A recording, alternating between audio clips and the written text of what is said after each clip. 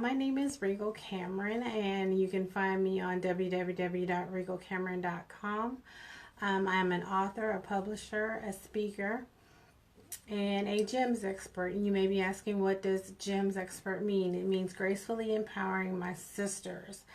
I empower women to push past their fears and push past their anger so that they can heal. You can find me on Facebook at regalcameron.com. You can, at Regal T. Cameron. You can find me on Instagram at Regal T. Cameron, and on Twitter you can find me at Regal's Gems. This is the first time I've done Facebook Live, so I'm a little bit nervous, but I'm going to go ahead on with my subject. And my subject tonight is, are you still standing where you started? So, when I came up with this subject, it was after I saw a trailer from Denzel Washington and Viola Davis called Fences. So, instead of me just telling you about the trailer, I'm going to just show you the trailer, because that will give you the emphasis of why it hit me the way that it hit me. It was very powerful. It really shook my spirit, and I'm going to start playing it right now. It's called Fences. Hey, Pop, can I ask you a question? How come you ain't never liked me? Like you? What law is there say I got to like you? No. All right then. Don't you eat every day? Answer me when I talk to you. Don't you eat every day? Yeah. As long as you in my house, you put a sir on the end of it when you talk to me. Yes, sir. You eat every day. Yes, sir. Got a roof over your head. Yes, sir. Got clothes on your back. Yes, sir. Why you think that is? Because of you. Hell, I know it's because of me. But why do you think that is? Because you like me? Like you. I go out of here every morning. I bust my butt because I like you. You're about the biggest fool I ever saw. A man is supposed to take care of his family. You live in my house, fill your belly with my food, put you behind on my bed because you're my son. It's my duty to take care of you. I owe a responsibility to you. I ain't got to like you. Now, I don't give you everything I got to give you. I give you your life. Me and your mama worked that out between us, and liking your black ass wasn't part of the bargain. Now, don't you go through life worrying about whether somebody like you or not. You best be making sure that they're doing right by you. You understand what I'm saying? Everything that boy do, he do for you. It's not easy for me to admit that I've been standing in the same place for 18 years. Well, I've been standing with you. I gave 18 years of my life to stand in the same spot as you.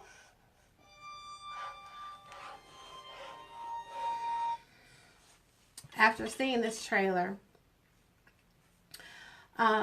it really struck home. It really struck to my core, because literally I sat on my purpose for 10 years. I would just go to work, come home, clean up, do my regular 9 to 5, do my errands, and I just did not do purpose. It was just an everyday thing. But when I saw this, it shook me, because how do you sit in one place for all those years and you know that you have purpose in you and you don't move? It really just hit my core. So I wrote down a few things to just kind of help you question your purpose. Question, are you in the right place? Question, should you be doing more? So the questions that I wrote, there are 4 questions that I wrote out. And the first one is, are you still standing in the same place for 18 years? Meaning, are you still doing the same thing? Going to your 9 to 5, taking care of the kids, washing the clothes, doing the errands. All those things are important. Your job is there to finance your future. Your job is there to finance your purpose. Because there is going to be one day where your kids leave and they go off to college. They go off and do their own thing. They have their own families, their own kids. So what are you going to do with that time when they're gone? Are you going to just continue to do your 9 to 5 and maybe retire and maybe travel a little bit? Or are you going to answer your call of purpose? So for me, I decided to answer purpose. The second question that I have is, will you look past your daily routine to see greatness is in you? Meaning that you've gotten so caught up with your daily life, meaning that you're so caught up in your children, or you're so caught up in everything else that you do for others. Are you going to take time to see the greatness in you? Are you going to take time to see that there's purpose in you? Are you going to take time to say, hey, I need to do something for me. I need to do something that's going to make me happy. Are you going to take time to do what is for you? And that was something for me. I had to really sit down and say, hey, I can't keep sitting on this. I've got to answer purpose. I've got to. That's what it was for me. My third question is, will you push past the fear of failure or success? Because a lot of times when people don't step into purpose, it's because they're afraid of failing and they're afraid of succeeding. Because sometimes succeeding means that you have to do more. It means that you're accountable for more. It means that you have to walk further than where you wanted to go. And then sometimes people are afraid of failure. Sometimes they're afraid of being embarrassed. Sometimes they're afraid that they're not going to be able to do what they stepped out to do. And that can be very scary, to be, stepping out and doing something you never done before, and then you fail, and your fear of being embarrassed, or fear of people saying, oh, she ain't do that right, oh, she ain't say that right, oh, he ain't do that right, oh, look at her, she looks stupid. But you cannot allow the naysayers to step in, because the naysayers ain't got an answer for you when you go before glory. You have to answer for you. So my fourth question was, when will you say yes to you? When will you decide to leave this earth empty? By pouring out every good thing that's in you. Because everybody has a story to tell. Everybody has something that they should be doing that will help influence someone else's life. When are you going to decide to leave this earth empty? For me, this thing is real, because I got to a point to where I could no longer say no to the call. I got to the point to where I could say no. I could no longer say, well, I'm just going to keep going to my job. I'm just going to keep building up my pension. I'm just going to keep, just doing my thing. I ain't even worried about nobody else. Oh, well, they'll be all right. I couldn't do it no more. See, for me, over about 20 years ago, I wrote a book. And it was actually a poetry book called Divine Intervention. And I tried to get it published. This is the book right here that I wrote, Divine Intervention. It's called The Daily Devotional Inspired by the Holy Spirit. At first, this book was just a book of poetry. I sent the book out to several publishing houses and got my letters of no, nah, that's all right. Thank you, but no thank you. And it really discouraged me, and I stepped away from writing, because I was like, okay, well, God, maybe that's not for me to take the things that I had in my journal, things that helped me heal from my hurt and my pains and all the things that I've been through, molestation and rape and just being taken advantage of, just being naive, not knowing what to do, when to do it, and how to do it.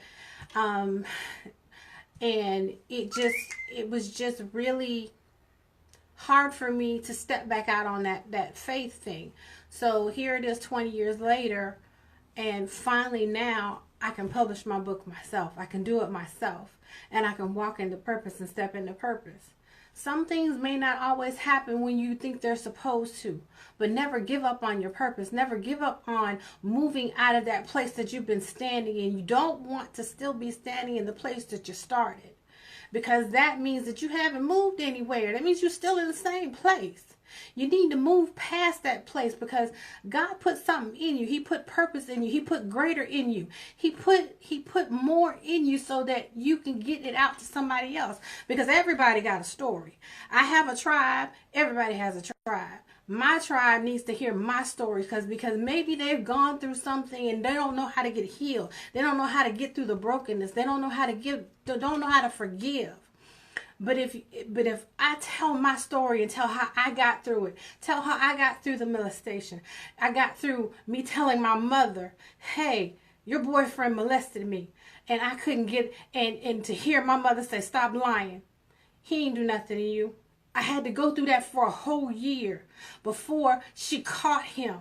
And then she believed me. And in the midst of that, she didn't even acknowledge that he had done anything. It took me years to get over that pain, to forgive her.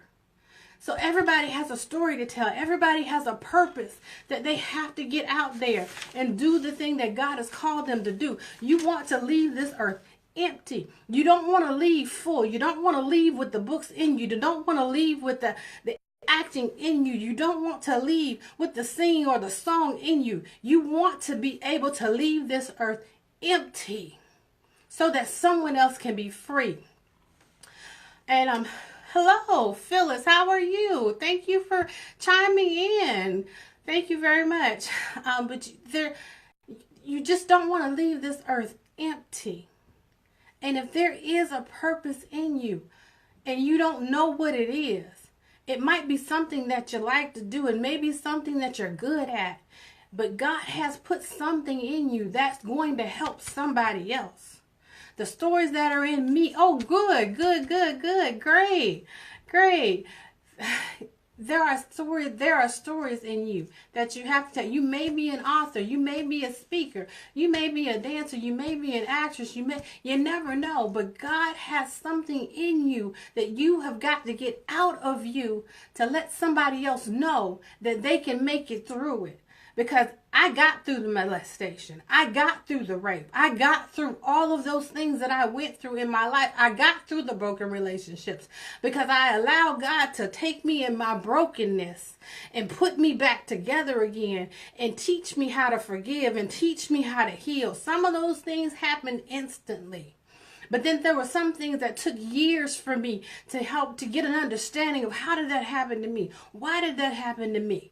But in the midst of all of it, in the midst of everything I had to go through, it was purpose ingrained in that thing. So every instance that you go through in life, everything that happens, it happens for a reason. But whether if it's a good reason or a bad reason, that thing happened for you to tell the story. Because there's somebody else that may be going through the same thing that you're going through. There's somebody else that may be stuck and don't know how to get out of it. There's somebody else who may not understand that I have to forgive to let go so that I can get to the next level. Because some people think, oh, if I forgive them, I'm a wimp. I'm a punk. No, forgiveness is not for the other person. Forgiveness is for you. Forgiveness allows you to release that thing that held you, that thing that tried to captivate you. Forgiveness breaks curses. Forgiveness breaks generational curses. Forgiveness allows you to become the person that God called you to be. So when you look, hopefully I'll have some replayers that will look and see the trailer called Fences, because when you are standing in the same place that you started 18 years ago, that thing hurts.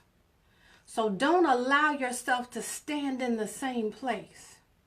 Allow God to come in and heal whatever brokenness there is.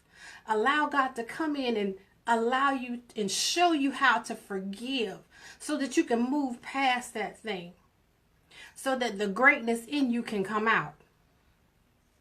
So that you can move forward, so that whatever it is that you are called to do, you'll be able to do it. Now, I can be reached via my website, www.regalcameron.